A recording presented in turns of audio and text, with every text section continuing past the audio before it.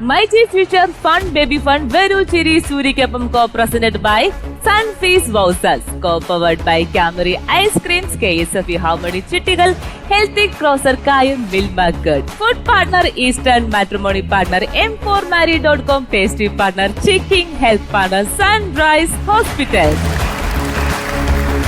ഞാനിനി ഒറ്റയ്ക്ക് സംസാരിക്കുന്നതിനേക്കാളും എനിക്ക് കുറച്ചുകൂടെ പവർ വേണം.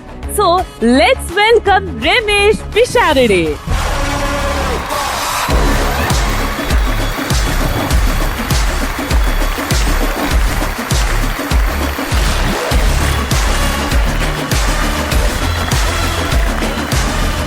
എല്ലാ മലയാളി പ്രേക്ഷകർക്കും വിനയം നിറഞ്ഞ നമസ്കാരം.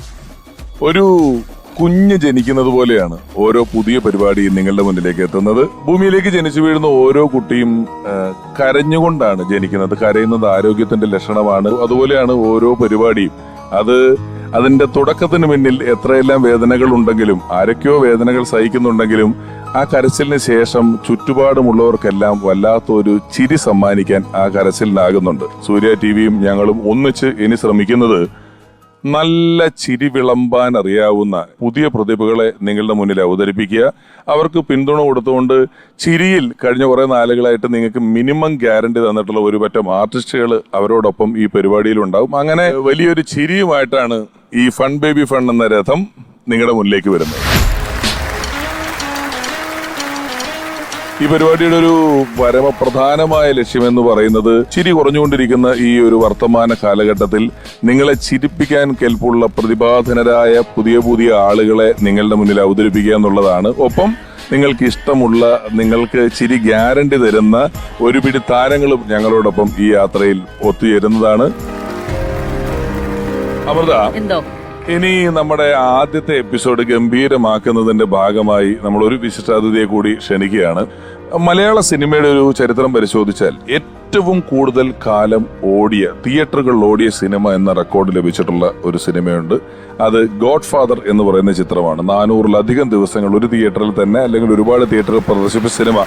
ആ ചിത്രത്തിന്റെ അമരക്കാരിൽ ഒരാൾ, എഴുത്തുകാരൻ, സംവിധായകൻ, നിർമ്മാതാവ്, സൗത്ത് ഇന്ത്യയിലെ എല്ലാ ഭാഷകളിലും തന്റെ അഭിനയ സിദ്ധി കൊണ്ട് അത്ഭുതപ്പെടുത്തിയ ഒരാൾ. ഏറെ ബഹുമാനത്തോടെ, ഏറെ സ്നേഹത്തോടെ ഫൺ ബേബി ഫണ്ണിന്റെ ഈ ആദ്യ എപ്പിസോഡിലേക്ക് സ്വാഗതം ചെയ്യുന്നു പ്രിയപ്പെട്ട ലാൽ സാർ.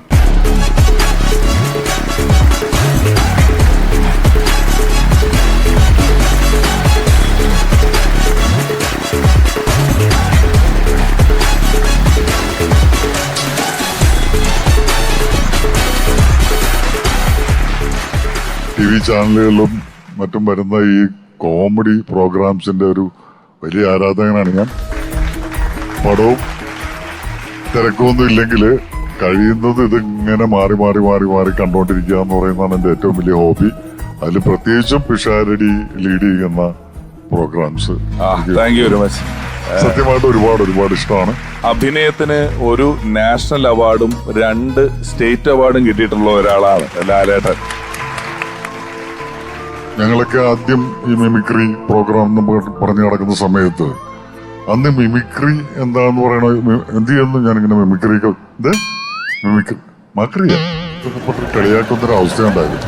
ഇപ്പൊ മിമിക്രിക്കാര് എന്ന് പറയുന്ന, ഞാൻ ഒരു മിമിക്രിക്കാരനാണ്, എന്തെങ്കിലും വേഷമുണ്ടോ എന്ന് ചോദിക്കുന്നത് ഒരു സർട്ടിഫിക്കറ്റ് പ്രസന്റ് ചെയ്യുന്ന അത്രയും വാല്യൂബിൾ ആയിട്ട് മാറിയിരിക്കുന്നു. മിമിക്രി അത്രയധികം ചാനലിൽ നിന്നെടുത്തുന്നത് സ്റ്റാൻഡപ്പ് കോമഡി എന്ന് പറയുന്ന ഒരു സ്ഥലത്തോട്ട് വന്നു കഴിഞ്ഞപ്പോ അന്ന് എങ്ങനെയാണ് മിമിക്രി മലയാളികൾ പരിചയപ്പെട്ട് തുടങ്ങിയെന്ന് പറഞ്ഞ പോലെ ഈ അടുത്ത കാലത്താണ് സ്റ്റാൻഡപ്പ് കോമഡി എന്ന് പറയുന്ന ഒരു ആർട്ട് ഫോം തന്നെ മലയാളികൾക്ക് കൂടുതൽ പരിചിതമായത്. ഭൂരിപക്ഷം മലയാളികൾക്ക്, എല്ലാവർക്കും നല്ല ഞാൻ ഉദ്ദേശിക്കുന്നത്, അതിലെ ഏറ്റവും ക്രീമായിട്ടുള്ള, കേരളത്തിലെ ഏറ്റവും മിടുക്കരായിട്ടുള്ള ആളുകളും കുറേ പുതിയ ആളുകളുമാണ് നമ്മുടെ ഈ ഫൺ ബേബി ഫൺ എന്ന് പറയുന്ന പരിപാടിയിൽ എത്തുന്നത്. എന്താണെങ്കിൽ ഈ സ്റ്റാൻഡപ്പ് കോമഡി എന്ന് പറയുന്ന ഒരു കലാരൂപം കേരളത്തില് ഇത്രയും പ്രശസ്തമാക്കിയത് പിഷാരടിയാണ്. അതിനകത്ത് അഭിമാനിക്കാവുന്ന കാര്യമാണ്. അതൊരു ഗംഭീര സംഭവം തന്നെയാണ്, വലിയൊരു നേട്ടമാണ്.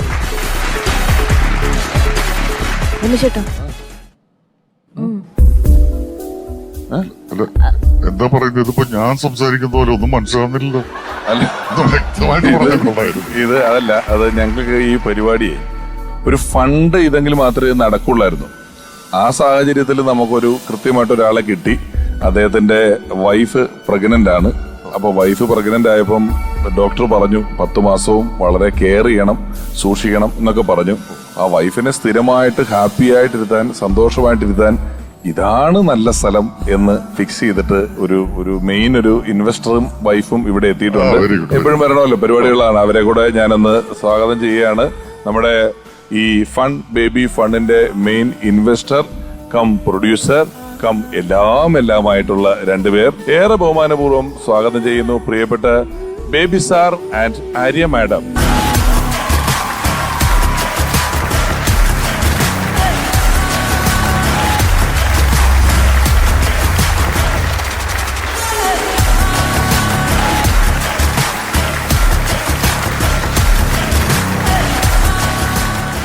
നമസ്കാരം. ഞാനൊരു കോടീശ്വരനായതുകൊണ്ട് പറയുകയല്ല, ഞങ്ങള് ഒരുപാട് വേൾഡ് വൈഡ് ആയിട്ടുള്ള ഒരുപാട് സ്ഥാപനങ്ങളുള്ള കമ്പനികളൊക്കെ ഉള്ള ഒരാളാണ് ഞാൻ. പക്ഷെ ആദ്യമായിട്ടാണ് ഒരു TV ഷോ നമ്മൾ ചെയ്യാൻ പോകുന്നത്.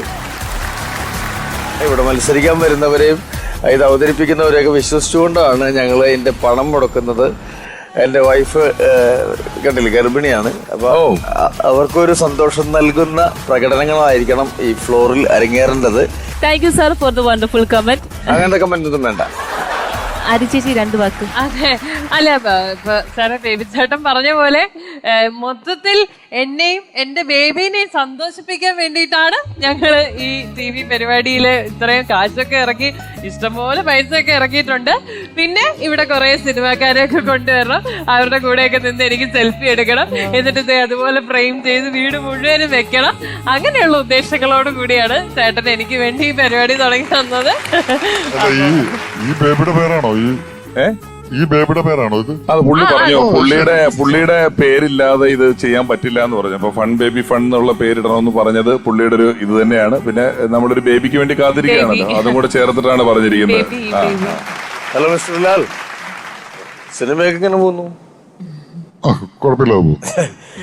എന്റെ അടുത്ത് കുറച്ച് കാശ് അധികം ഉള്ളതുകൊണ്ട് ടാക്സ് ഒക്കെ വെട്ടിക്കാൻ വേണ്ടി വേണമെങ്കിൽ ഒരു സിനിമ ചെയ്യാം.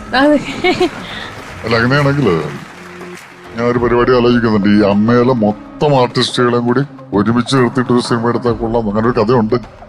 ചേട്ടാ, എല്ലാരെയും കിട്ടും, സകല നായകന്മാരെയും കിട്ടും. ഇഷ്ടം പോലെ സെൽഫി എടുക്കാം, നമ്മുടെ വീടിന്റെ മതിൽ നിറയും. അല്ല, മമ്മൂട്ടി മോഹൻലാലൊക്കെ അവിടെ നിൽക്കട്ടെ, ഇടവേള ഉണ്ടാവും. സിനിമ എന്ന് പറയുമ്പോ ഇടവേള ഉണ്ടാവുമല്ലോ. അല്ല, ഞാൻ ഉദ്ദേശിച്ചത് മിസ്റ്റർ ഇടവേള ബാബു ഉണ്ടാവും. ഉറപ്പായിട്ടുണ്ടാവും. അപ്പോ സിനിമ ഫിക്സ്. രമേശ് ചേട്ടാ, ഐശ്വര്യമായിട്ട് വിളക്കൊക്കെ കത്തിച്ച് നമുക്ക് ഉദ്ഘാടന ചടങ്ങിലേക്ക് കിടക്കാം.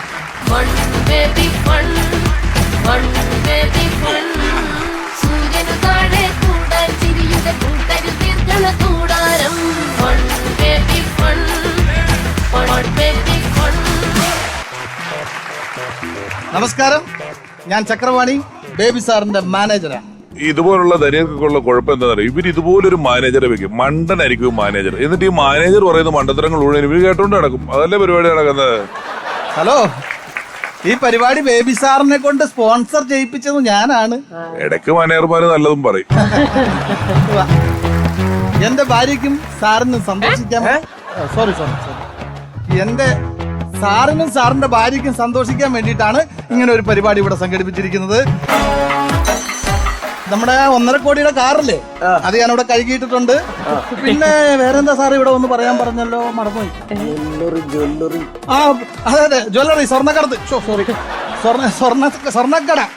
സാറിന്റെ സ്വർണ്ണക്കടയിൽ ജോലിക്ക് നിൽക്കുന്ന ആ പെൺകുട്ടികൾക്ക് സമ്മാനമായിട്ട് എന്തോ 25 പവൻ കൊടുക്കണോന്ന് പറഞ്ഞില്ലേ? 25 പവനോ? കുറഞ്ഞു പോയി, അത് പോരാ. റൗണ്ട് ചെയ്ത് ചേട്ടാ ഒരു 30 പവനെങ്കിലും. അടിപൊളി. എന്താന്ന് നോക്കി രമേശേട്ടാ, എന്റെ ചേട്ടനെ പോലെ ഇങ്ങനെ വാരി കോരി ഇങ്ങനെ കൊടുക്കുന്നതിന് എന്തൊരു പേര് പറയല്ലോ രമേശേട്ടാ? കൂന്തള്ളിപ്പ്. അല്ലല്ല, ധാരാളിത്തം. അത് പിന്നെ സാറേ, മാഡത്തിന് ഈ പ്രഗ്നൻസി പീരീഡിൽ നോക്കാൻ വേണ്ടിട്ട് ഒരു ഹോം നഴ്സിന്റെ കാര്യം പറഞ്ഞില്ലേ? അവര് വഴിതെറ്റിപ്പോയി ആൾക്കാരെ ഇവിടെ ജോലിക്ക് വെക്കാൻ പറ്റില്ല. അതല്ല, ഇങ്ങോട്ട് വരുന്ന വഴി തെറ്റി അങ്ങോട്ടും ഇങ്ങോട്ടൊക്കെ നടക്കുക. ഞാൻ പോയി കൂട്ടിക്കൊണ്ട് വരട്ടെ ആ സാറേ? അത് വേഗമായിട്ടെന്നാ. ഓക്കെ. അതല്ല ഈ പ്രസവിക്കാൻ പറ്റിയ ഹോസ്പിറ്റലിന്റെ കാര്യം പറഞ്ഞായിരുന്നല്ലോ. ഇതിപ്പോ നമുക്ക് നല്ല ഹോസ്പിറ്റൽ കണ്ടുപിടിക്കണം. എന്റെ പരിചയത്തില് 3-4 നല്ല ഹോസ്പിറ്റലുകളുണ്ട്. അപ്പൊ അതൊന്ന് നോട്ട് ചെയ്ത് വെച്ചേരാ, അവിടെ പോകണ്ടാവും. അപ്പൊ ഞാൻ പോയി അവരെ കൂട്ടിക്കൊണ്ട് വരാം. കൂട്ടിക്കൊണ്ട് വന്നു. ശരി.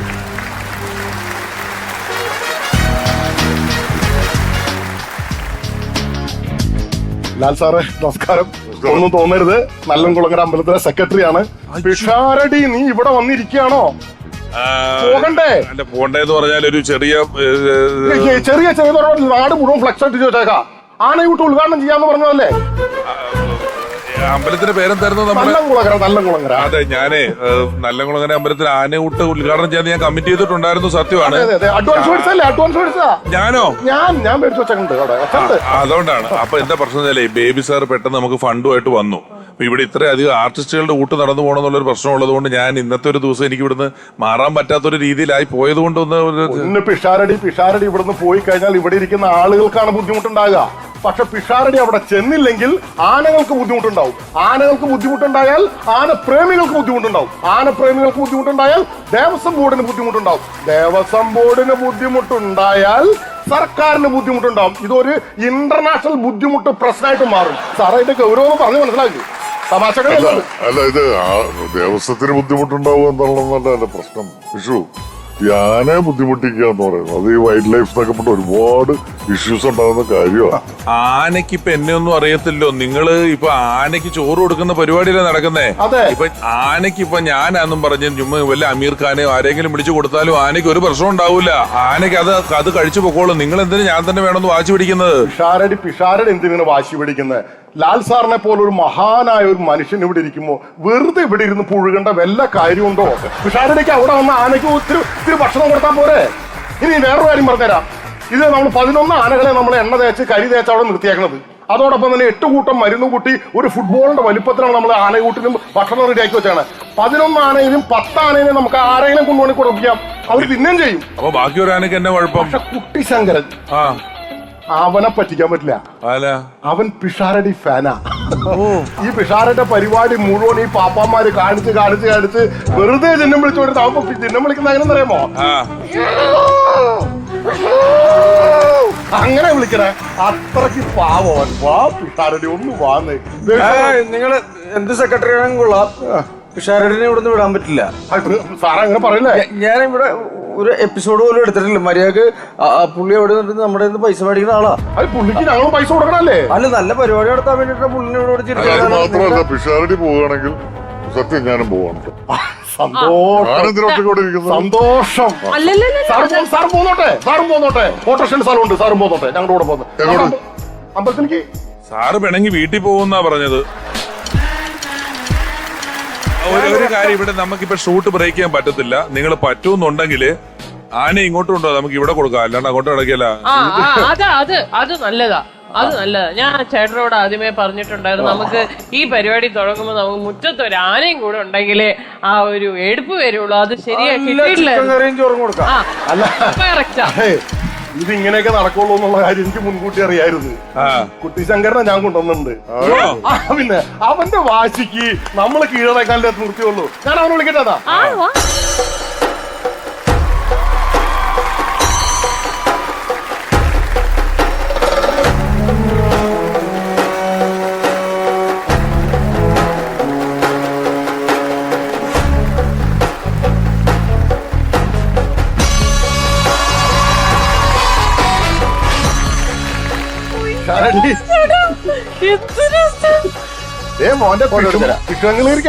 ഹലോ, ഒരു ഫോട്ടോ എടുത്തോട്ടെ? അതെ, ഫോട്ടോ ഒക്കെ എടുക്കല് കൊള്ളാം. ആനയെ നോക്കാം, ആനയെ കാണാം, ആനയെ തൊടാൻ പാടില്ല കേട്ടോ. കുട്ടി ശങ്കരനല്ലേ ഇവിടെ? കുഞ്ഞു കുട്ടി ശങ്കരനാ. ആനവാൽ മോതിരം കിട്ടും. അതെ, എന്റെ ഭാര്യക്ക് ഒരു ആനവാല് കൊടുക്കാൻ പറ്റുമോ? ആനവാല് കൊടുക്കാൻ പറ്റില്ല.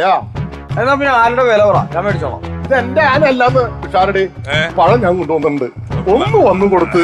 പിഷാരടി നിങ്ങൾ പോവാണെങ്കിൽ ഞാൻ പോവാ. ഞാൻ എന്തിനാ ഇവിടെ വന്നിരിക്കുന്നത്? അല്ല, ഞാൻ അവിടം വരെ പോയിട്ട് പഴം കൊടുത്തിട്ട് തിരിച്ചു വരും. ലാൽ സാർ പ്ലീസ്, ഇതൊരു ജീവിയുടെ പ്രശ്നമുള്ള, അതിന് മിണ്ടാനും പറയാനും ഒന്നും പറ്റില്ല. അതുകൊണ്ടല്ലേ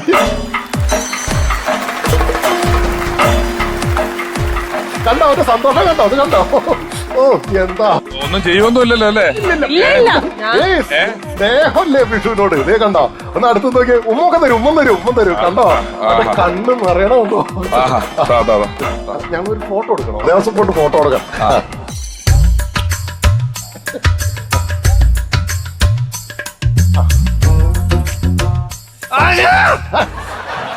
എന്ത് പറ്റി വിഷാദി? എന്റെ നവരത്ന മോതിരം ആനയുടെ വായി പോയി. ആനയുടെ വായി പോയി. ഇല്ല, ഇപ്പൊ നോക്കിയിട്ട് കാര്യമില്ല. നാളെ ഷൂട്ടുണ്ടോ? നാളെ ഷൂട്ടില്ല, ഇന്നത്തോടെ കഴിയും. നാളെ ഷൂട്ടില്ലെങ്കിൽ രാവിലെ തന്നെ നല്ലകുളങ്ങര അമ്പലത്തിലേക്ക് എത്തിയാൽ മതി. എന്താ? ഞാൻ ഇവന്റെ പിണ്ടം നോട്ട് ചെയ്ത് വെച്ചേക്കാം, അത് തെരഞ്ഞാ കിട്ടും. അടുത്തതായി ഒരു കളർഫുൾ പെർഫോമൻസുമായി എത്തുന്നു ആസിഫ് ഫ്രം കാസർഗോഡ്.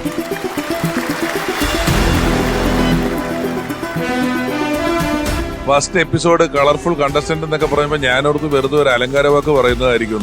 ഇത് അലങ്കാര മത്സ്യം വന്ന് നിൽക്കുന്ന പോലെയാണ് നിൽക്കുന്നത്. ഏതാ കൂട്ടില്? അല്ല, നമുക്ക് യൂട്യൂബിൽ വീഡിയോ അപ്ലോഡ് ചെയ്യുമ്പോ കൊടുക്കാലോ ആസിഫിന്റെ മിന്നുന്ന പ്രകടനം.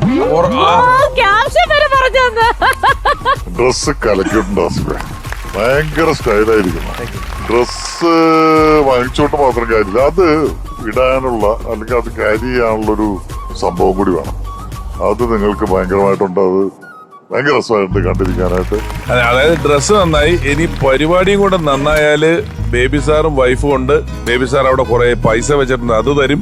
ഇഷ്ടപ്പെട്ടില്ലേ ബേബി സാറിന്റെ ബാക്കി തോക്കിരിപ്പുണ്ട്, ബേബി സാർ തോക്കെടുക്കും. അങ്ങനെ പല പരിപാടിയാണ് കേട്ടോ. പക്ഷെ ചേച്ചി കാണുന്ന പോലെ ആളത്ര ചെറുതൊന്നും പോലെ ആളുടെ കല്യാണം ഉറപ്പിച്ച് വെച്ചിരിച്ചേക്കാണ് കേട്ടോ. അത് സത്യമാണോ? കല്യാണം ഉറപ്പിച്ച് വെച്ചേക്കുവാണോ? കല്യാണം ഫിക്സ് ചെയ്തു ജനുവരി 17. Very good, congratulation. പക്ഷെ വർഷം ഫിക്സ് ചെയ്തില്ല, കാരണം പെണ്ണ് കിട്ടിയിട്ടില്ല. പെണ്ണ് കിട്ടിയതിന് ശേഷം വർഷം ഫിക്സ് ചെയ്തു. നന്നായിട്ട് പെർഫോം ചെയ്യണം, കാരണം എന്റെ ഭാര്യ ഗർഭിണിയാണ്. അപ്പൊ അവളെ സന്തോഷിപ്പിക്കുക. ഡോക്ടർ പ്രത്യേകം പറഞ്ഞിട്ടുള്ള ഒരു കാര്യമാണ്, അവളെ സന്തോഷിപ്പിക്കണം, സമാധാനത്തോടെ ആയിരിക്കണം അവളുടെ പ്രസവം നടക്കേണ്ടത് എന്നൊക്കെ പറഞ്ഞിട്ടുണ്ട്. അപ്പൊ അത് വളരെ കൃത്യമായിട്ട് ചെയ്യേണ്ട ഒരു കാര്യം, ഉത്തരവാദിത്വം ആസിഫിനുണ്ട്. എന്റെ കുറച്ച് തമാശ ഉണ്ട്, വേണമെങ്കിൽ ചിരിച്ചാൽ മതി. എന്റെ കുറച്ച് തമാശ ഉണ്ട്, വേണമെങ്കിൽ ചിരിച്ചാൽ മതി. വേണമെങ്കിൽ ചിരിക്കാൻ വേണ്ടിയിട്ടല്ല ഇവിടെ ഇരിക്കണത്. അല്ല, ഒരു മിനിറ്റ്, ആ പറഞ്ഞത് വളരെ മോശം. നീ ഇവിടെ പെർഫോം ചെയ്യാൻ വന്നാണോ? ഈ പരിപാടി തുടക്കത്തിൽ തന്നെ ഇല്ലാണ്ടാക്കാൻ വേണ്ടി വന്ന ആളാണോ ആസിഫെ? എന്താ ചെയ്തത്? അങ്ങനെ ഇൻസൾട്ട് ചെയ്യാനൊന്നും പാടില്ല. അല്ല, അത് കൂടുതൽ അങ്ങനെ ചിരിക്കണോ വേണ്ടെന്നുള്ളത് ഞങ്ങൾ തീരുമാനിക്കും, ഓഡിയൻസ് തീരുമാനിക്കും. അല്ല ബേബി, ഒന്നാമത് ആദ്യത്തെ എപ്പിസോഡ്, പുള്ളിയുടെ ആദ്യത്തെ ഒരു പെർഫോമൻസ് വരുമ്പോ തന്നെ നിങ്ങൾ ഇത്രയും ഹാർഷായിട്ടൊക്കെ സംസാരിച്ചു പുള്ളിയുടെ കംപ്ലീറ്റ് പ്രസന്റ് ചെയ്യാനുള്ളത്. ശരി, മനസ്സിലായി, പുള്ളിക്ക് മനസ്സിലായി. അരി ചേച്ചി വിട്ട് കളഞ്ഞേക്ക്, ഫസ്റ്റത്തെ പെർഫോമൻസ് അല്ലേ. പോട്ടെ Baby sir, please please Baby sir. ആസിഫെ പൊളിച്ചോണം കേട്ടല്ലോ. ഓക്കെ. ഹായ്, ഹലോ, എന്റെ പേര് ആസിഫ്. ഞാൻ സംസ്ഥാനത്തെ ആൽക്കഹോൾ ഇല്ലാത്ത ബാറിൽ നിന്ന് വരുന്നു. മലബാറിലെ ഹർക്കീലിയ എന്ന ജില്ലയിൽ നിന്നാണ് ഞാൻ വരുന്നത്. ആർക്കെങ്കിലും അറിയൂ? ദൈവത്തിന്റെ സ്വന്തം നാടാണ് കേരളം, ഗോഡ്സ് ഓൺ കൺട്രി. പക്ഷേ ഗോഡ് എവിടെയെന്ന് ചോദിച്ചാൽ അത് ഇവിടെ ഉണ്ട്, കാസർഗോഡ്. കാസർഗോഡിന്റെ ഹിസ്റ്റോറിക്കൽ നെയിമായിരുന്നു ഹർക്കീലിയ. പണ്ട് ഏതോ ബ്രിട്ടീഷുകാരോ അറബികളോ ഇട്ട പേരാണ്. പണ്ട് ബ്രിട്ടീഷുകാരുടെ ശല്യമായിരുന്നു, ഇന്ന് ബ്രിട്ടീഷ് ക്രീമുകാരുടെ ശല്യമാണ്. കാസർഗോഡിന് വേറെയും പേരുണ്ട്, കാഞ്ഞിരക്കോട്. പിന്നെ നമ്മൾ ഈ ട്രെൻഡിനനുസരിച്ച് നടക്കുന്ന ആളായതുകൊണ്ട് പേരിങ്ങനെ മാറ്റിക്കൊണ്ടേയിരിക്കും. കാസർഗോഡിന് ഇന്ത്യൻ ടൂറിസം നൽകിയത് പേരാണ് കോട്ടകളുടെ നാട്. കേരള ടൂറിസം നൽകിയ പേരാണ് ലിറ്റിൽ ഇന്ത്യ. എനിക്ക് തോന്നുന്നു കേരളത്തിൽ തന്നെ അല്ല, രാജ്യത്ത് തന്നെ അല്ല, ഇവിടെ ലോകത്ത് തന്നെ ഇത്രയും പേരുള്ള ജില്ല ചിലപ്പോൾ കാസർഗോഡായിരിക്കും. കാസർഗോഡ് തുളുനാട് എന്നറിയപ്പെടുന്നു. ഈ തുളു എന്ന് പറഞ്ഞാൽ ടൈം എനർജി സേവിങ് ലാംഗ്വേജ് ആണ്. ഇപ്പോൾ ഒരാൾ ഇംഗ്ലീഷിൽ I am really sorry. I do not have the time or inclination to understand your point of view and explanation. I would appreciate it if you could please excuse me or leave me alone. ഇതിന് തുള്ളിൽ ഒറ്റൊരു dialogue ഉള്ളൂ. പരിപാടി. ഈ മംഗലാപുരം അടുത്തുള്ളത് കൊണ്ട് Kannada is very important for us. മറ്റേ കന്നഡ അല്ലേ ഇത്? ബാംഗ്ലൂരിൽ ഒരു മാസം പോയിട്ട് തന്ന് ഹേയ് ബൊമ്മനല്ലേ, എൻച്ചനല്ലേ, മാർത്തനല്ലേ, ദേവനല്ലേ, അമ്മാതിരി കന്നഡ അല്ല. നല്ല ഫ്ലുവൻ്റായിട്ട് കന്നഡ പറയും. ഫോർ എക്സാമ്പിൾ കന്നഡ എന്ന് പറയുമ്പോൾ നമ്മളെ കേട്ടാൽ തന്നെ കിളി പോവും, അമ്മാതിരി ഒരു ലാംഗ്വേജാണ്.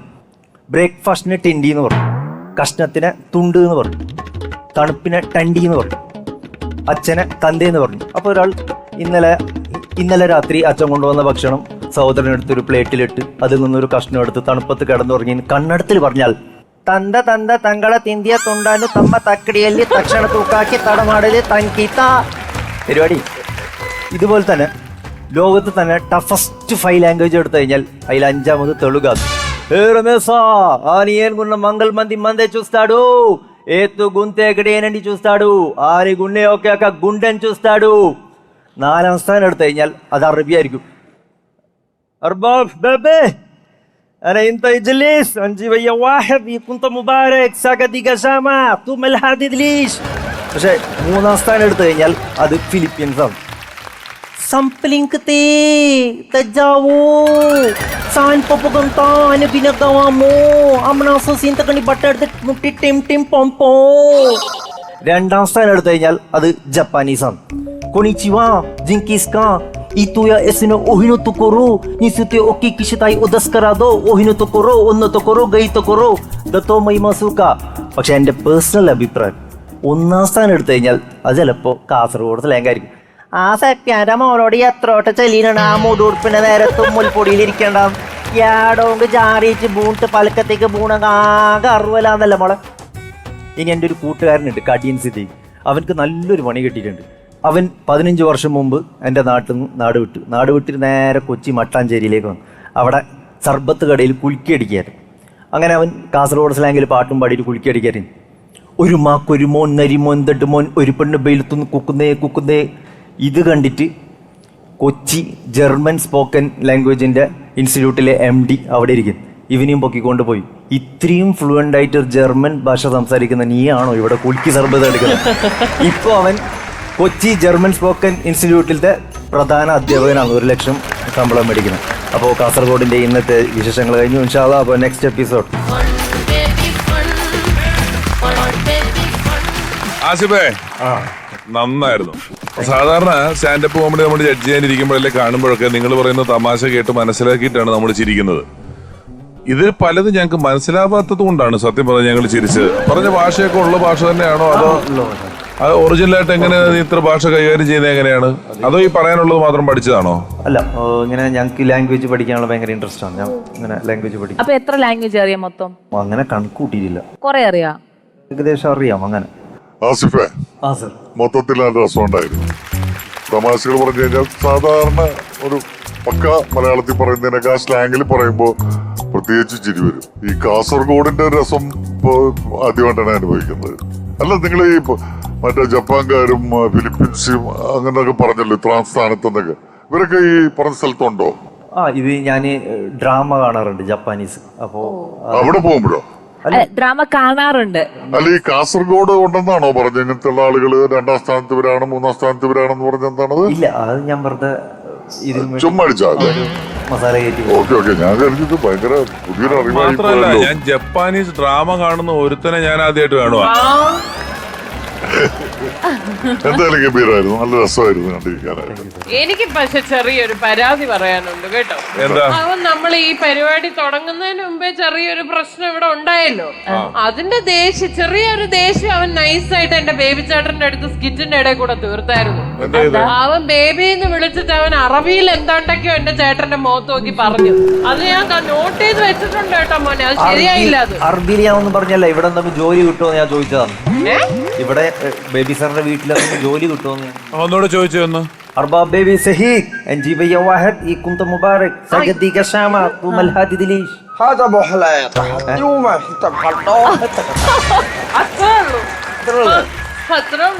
അപ്പൊ ആസിഫെ മൊത്തത്തിൽ വളരെ കളർഫുൾ ആയിരുന്നു. നമുക്ക് വീണ്ടും കാണാം. Thank U.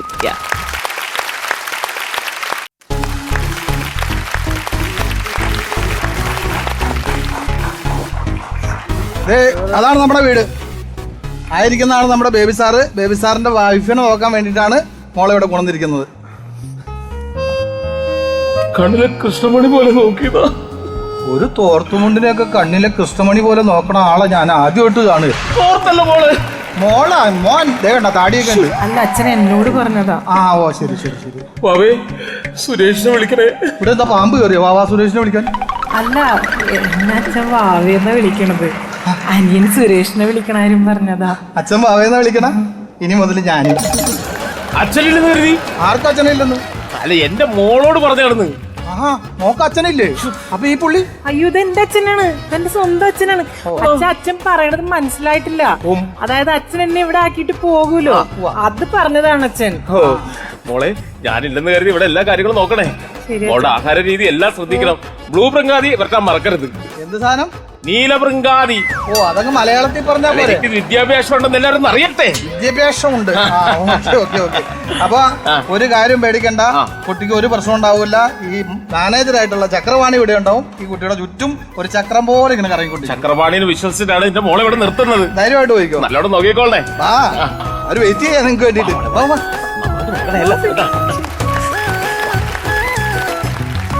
സാറേ ഏതായി പെണ്ണ്? ഭാര്യയുടെ പ്രസവം കഴിയുന്നവരെ ഒരാള് വേണമെന്ന് പറഞ്ഞില്ലേ?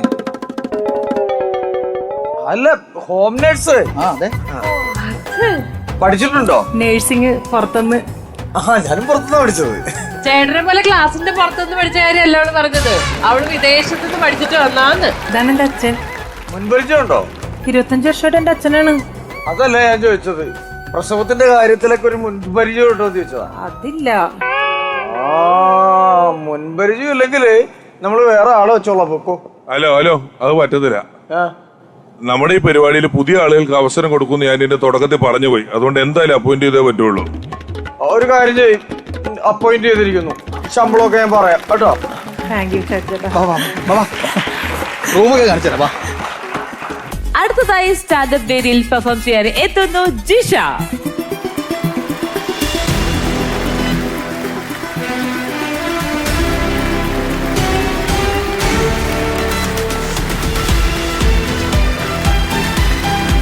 Welcome Jisha. Jisha Ramesh bro. Hi നമസ്കാരം. Sir bro. Hi Baby sir bro. Teji bro. Hello. ഒരു തികഞ്ഞ യൂത്തി. ആ പിന്നെ അല്ലാതെ ലാൽ സാർ ബ്രോ, ഇത് ഞാൻ ആദ്യമായിട്ട് കേൾക്കും. അതെ ആദ്യമായിട്ട് കേക്ക. അല്ല ലാൽ സാറിന് ആദ്യമായിട്ട് ബ്രോ എന്ന് വിളിച്ചേക്കുന്നതും ഇത്ര ചെറുപ്പമുള്ളൊരു കുട്ടി ബ്രോ എന്ന് വിളിച്ചേക്കുന്നത് ആദ്യമായിട്ടായിരിക്കും. ആണോ? എന്താന്ന് പറഞ്ഞു കഴിഞ്ഞാ ബ്രോ എന്നെ മകന്റെ മകൻ വിളിക്കാറുണ്ട്. ബേബി സർ ബ്രോ ഇവിടെ വരുന്ന പ്രഗ്നന്റ് ആയിട്ടുള്ളവർക്ക് 5000 രൂപ വെച്ച് കൊടുക്കണ്ട് എന്ന് പറയുന്ന കേട്ടു. നമ്മളറിഞ്ഞില്ലല്ലോ. ഞാനങ്ങനെ ആരെയും പ്രഗ്നന്റ് ആക്കിയിട്ടില്ലേ. എന്റെ ഭാര്യനെ പ്രഗ്നന്റ് ആക്കിയിട്ടില്ലേ. അതല്ല ഉദ്ദേശിച്ചത്. പ്രഗ്നന്റ് ആയ ഒരു കണ്ടസ്റ്റന്റ് ഇവിടെ വന്നാൽ 5000 രൂപ നിങ്ങൾ കൊടുക്കുന്നു കേട്ടു. ശരിയാണ്. അതെന്താ 5000 രൂപയ്ക്കുള്ള വകുപ്പായിട്ടാണോ വന്നേക്കുന്നത്? അങ്ങനെ വല്ലതും ഓഫർ ഉണ്ടെങ്കിൽ അടുത്ത എപ്പിസോഡിന് വരുമ്പോൾ സെറ്റ് ആക്കിയിട്ട് വരാന്ന് പറഞ്ഞിട്ട്. മനസ്സിലായോ? ക്യാരിങ് ആയിട്ട് വരുന്നവർക്ക് 5000 രൂപ. അല്ല ഒരു ചെറിയ കാര്യം പറയാം. ഇവിടെ ഉള്ള ഗർഭിണികളെല്ലാം വരാനായിട്ട് ഇത് മെറ്റേണിറ്റി വാർഡല്ല, ഫണ്ട് ബേബി ഫണ്ടാണ് കേട്ടോ. നിങ്ങൾ സ്റ്റാൻഡപ്പിന് വന്നാൽ മതി. അപ്പൊ ജിഷ ചേച്ചി അടിച്ചു വിളിക്ക്. All the very best. നമസ്കാരം, എന്റെ പേര് ജിഷ രജിത്.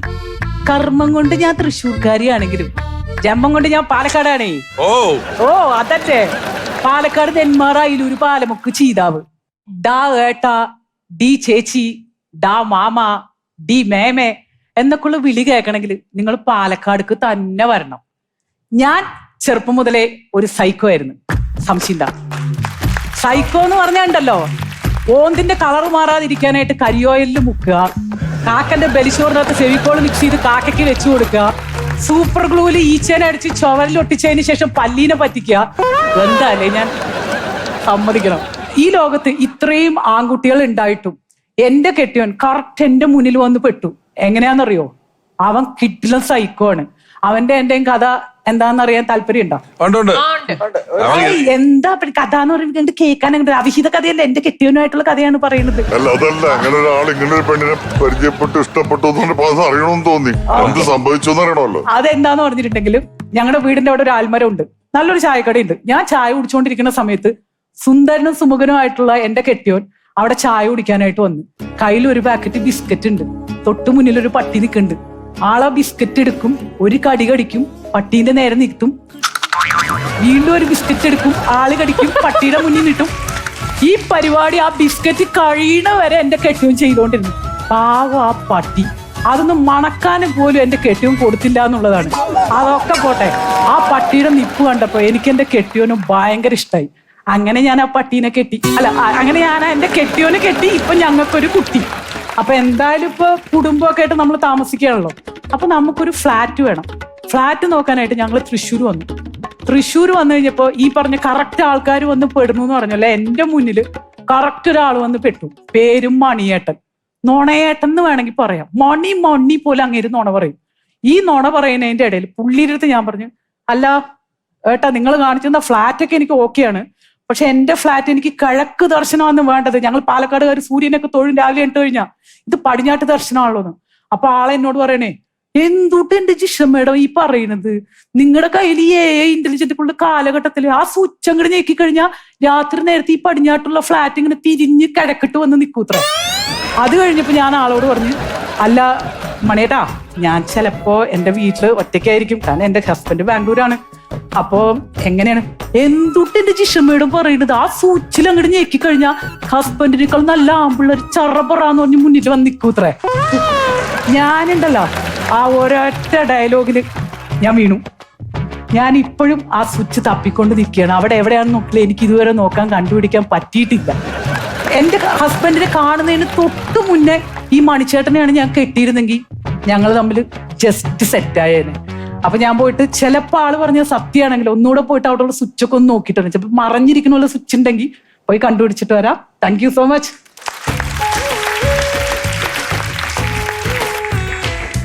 കൊള്ളാട്ടോ. എനിക്ക് പ്രത്യേകിച്ച് ഈ പാലക്കാട് സ്ലാങ്ങിൽ സംസാരിക്കാനൊക്കെ ഭയങ്കര ഇഷ്ടമാണ്. അതിന്റെ ഒരു മൊത്തത്തിലൊരു സുഖം ഉണ്ടായിരുന്നു. ചെറിയ തമാശകൾ പോലും ഭയങ്കരമായിട്ട് നമുക്ക് ഭയങ്കര രസമായിട്ട് തോന്നുന്ന അവരുടെ സംസാരത്തിൽ.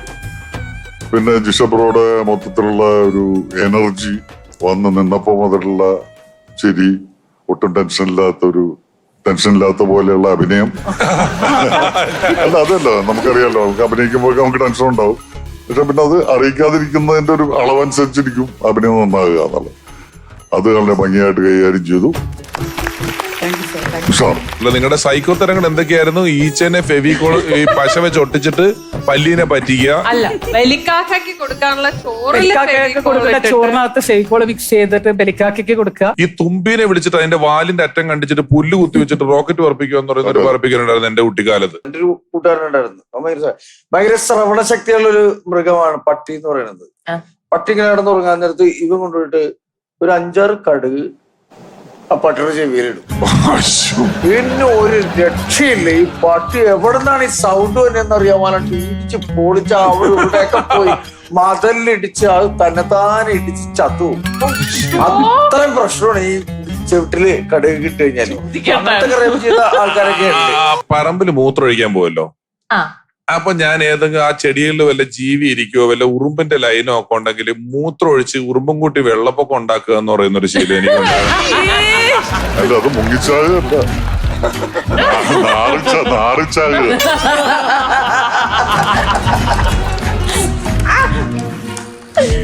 അപ്പൊ ജിഷോ നമുക്ക് കാണാം. Thank you. ഇന്നത്തെ മികച്ച പ്രകടനം ആരാന്നറിയാൻ നമുക്ക് വേദിയിലേക്ക് ക്ഷണിക്കാം ലാൽ സാർ ആൻഡ് രമേശ് ചേട്ടൻ.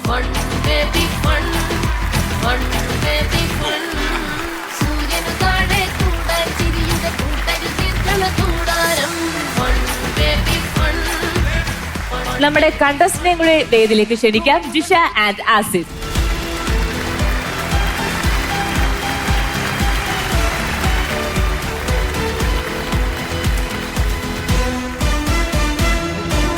My G future fun baby ഫണ്ണിൽ നമുക്കൊരു സെഗ്മെന്റ് ഉണ്ട്, my G future my inspiration story. അതായത് നമുക്ക് ചില ഇൻസ്പിറേഷൻ സ്റ്റോറീസ് ഒക്കെ നമ്മുടെ ഫിഷു ചേട്ടൻ പറഞ്ഞുതരും.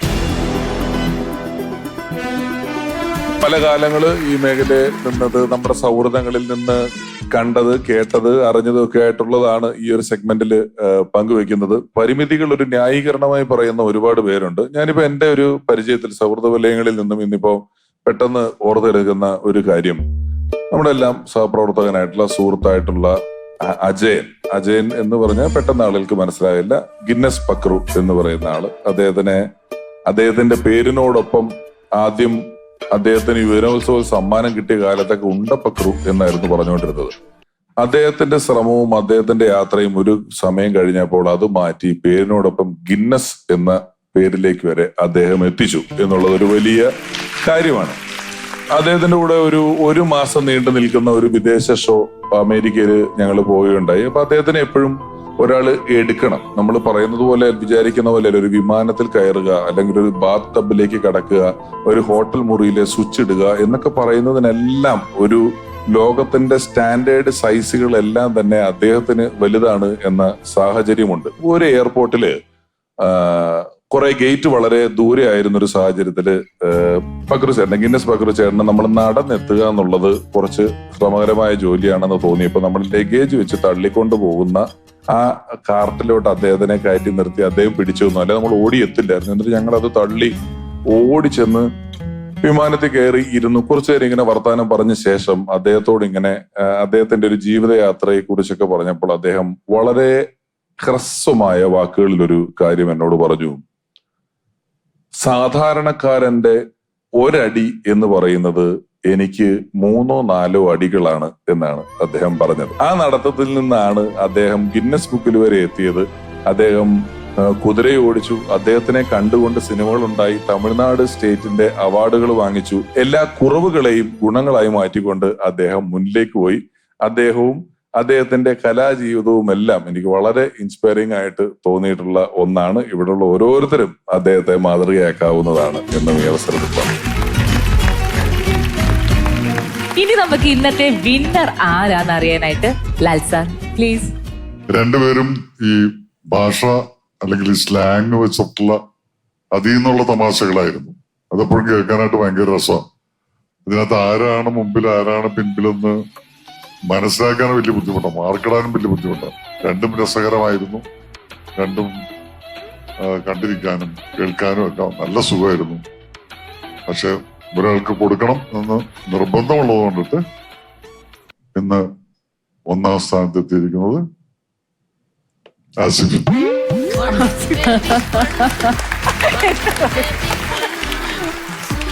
നമ്മുടെ വിന്നറിനുള്ള സമ്മാനമാണ് രമേശ് പിഷാരടി എന്റർടൈൻമെന്റ്സിന്റെ ക്യാഷ് പ്രൈസ് ഉണ്ട് സർ. കൺഗ്രാറ്റുലേഷൻസ്. മൈജിയുടെ ഒരു ഗിഫ്റ്റ് ഹാമ്പർ ഉണ്ട്. ഒപ്പം ക്യാമറി ഐസ്ക്രീംസ് റെഡ് വെൽവെറ്റ് നൽകുന്ന ഒരു ഗിഫ്റ്റ് ഹാമ്പർ കൂടിയുണ്ട്. ജിഷിക്കുമുണ്ട് ക്യാഷ് പ്രൈസ്. ചിക്കിങ്ങിന്റെ ഒരു ഗിഫ്റ്റ് ഹാമ്പർ കൂടിയുണ്ട്.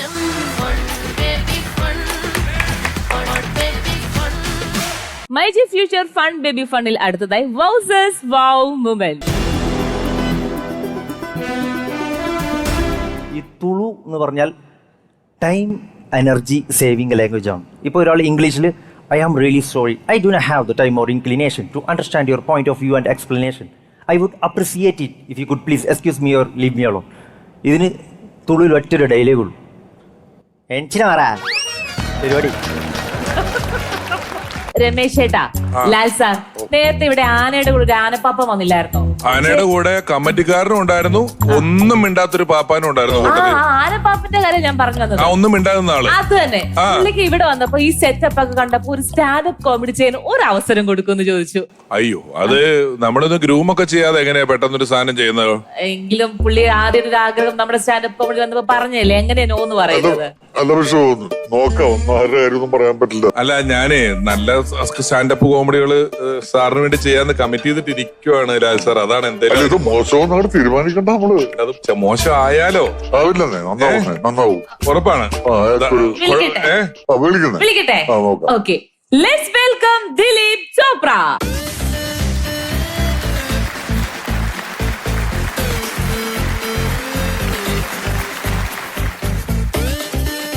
ഹലോ, എല്ലാവർക്കും നമസ്കാരം. കണ്ടുപിടിക്കല്ല, കണ്ണാതില്ലാത്തത്. ഞാൻ ദിലീഷ് പോട്ടൻ. ദിലീഷ് പോട്ടൻ അല്ല, ദിലീപ് ചോപ്ര. ദിലീപ് ചോക്ര. സ്വന്തം പേരും അറിയില്ലേ? ചെയ്യാൻ പോവാണോ? തുടങ്ങിയോ? ശരി ശരി, നടക്കട്ടെ. ഓക്കെ. കാലം കാത്തു വെച്ച കാവ്യനീതിയാണ് എന്റെ കഥ. എനിക്കൊരു അപ്പൂപ്പൻ ഉണ്ടായിരുന്നു. ആ അപ്പൂപ്പൻ കാലം കാത്തു വെച്ച കവി നീതിയായിരുന്നു. അപ്പന് പെട്ടെന്ന് ഒരു വയറുവേദന വന്നു. അതും കാലം കാത്തുവെച്ച കാവ്യനീതി ആയിരിക്കും അല്ലേ? ഞാൻ ഇവിടെ ഒന്ന് ചെയ്യാത്ത അപ്പൊ തന്നെ കഥ ചാമ്പിക്കൊണ്ട് പോകും. കുഴപ്പമില്ല, പോട്ടെ. ഓ, കണ്ടിന്യൂ. ആ അപ്പൊ പിന്നെ ആശുപത്രി കൊണ്ടുപോയി വയറുവേദന കൊണ്ടുപോയതാണ്. ഇനി ആശുപത്രി എന്ന് പറഞ്ഞാല് കാലം കാത്തുവെച്ച കാവ്യനിധി ആയിരിക്കും. ആ നമ്മ ഒന്നിച്ച് ബൈബിളല്ല. ബൈബിളാ? ആ ഇപ്പത്തെ ഫാഷൻ. വൈബ് ആ ബൈബിൾ. അവിടെ ചെന്നപ്പോ നെയ്സില്ല, ഡോക്ടർമാരില്ല, മരുന്നില്ല. ഇതിലൊരു കോമഡിയും ഇല്ല. ഞാൻ അവിടെ വെച്ചുണ്ടാക്കി മരുന്ന് കൊടുക്കും, കുത്തിവെക്ക്, എന്ത് അവർക്ക് ഒരാളില്ല. ആ എന്റെ അപ്പൂപ്പൻ എന്നെ എത്ര കഷ്ടപ്പെട്ട് വളർത്തിയാന്ന് പറയുമ്പോ ആ അപ്പൂപ്പൻ ഞാൻ നോക്കണ്ടേ. അപ്പൊ ഞാൻ അവിടെ അടുത്ത് ചോദിച്ചപ്പോ അവരെന്റെ ഞങ്ങൾക്കറിയാം ഞങ്ങളെ പണി ചെയ്യാൻ, നിങ്ങൾ ഒന്നും ചെയ്യണ്ട, ഇഞ്ചക്ഷൻ എടുക്ക്, സ്കാൻ ചെയ്യ്, എല്ലാം പറഞ്ഞ് ഇവരുടെ ചെയ്യാത്തതാണ്. എന്റെ അപ്പൂപ്പനല്ലേ. അപ്പൂപ്പനെ അതാ പറഞ്ഞത്. അതിന്റെ അപ്പൂപ്പൻ എഴുതിയ കാരന്റെ കവിക്കഥ. ഇതോടെ എന്റെ സ്റ്റാൻഡേർഡ് കോമഡി ഇവിടെ അവസാനിക്കുന്നു. എല്ലാവർക്കും നമസ്കാരം. എങ്ങനെ ഉണ്ടായിരുന്നു പെർഫോമൻസ്?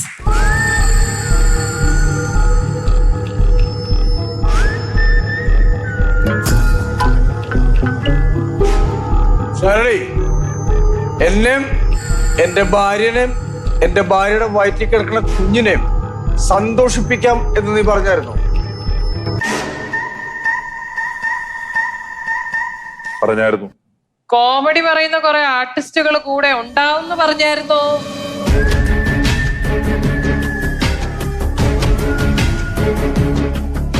പറഞ്ഞായിരുന്നു. ഇവിടെ എന്താ കാണിച്ചത്? കോമഡി. നിന്റെ കോമഡി കണ്ടിട്ട് എന്റെ ഭാര്യക്ക് ഒരു സംഭവിച്ചിരുന്നെങ്കിൽ ആര് സമാനം പറയണം? എന്റെ കോമഡി ഇഷ്ടപ്പെട്ടല്ലേ? ചീഞ്ഞെന്തെങ്കിലും മനസ്സിലാക്കി കേട്ടാ.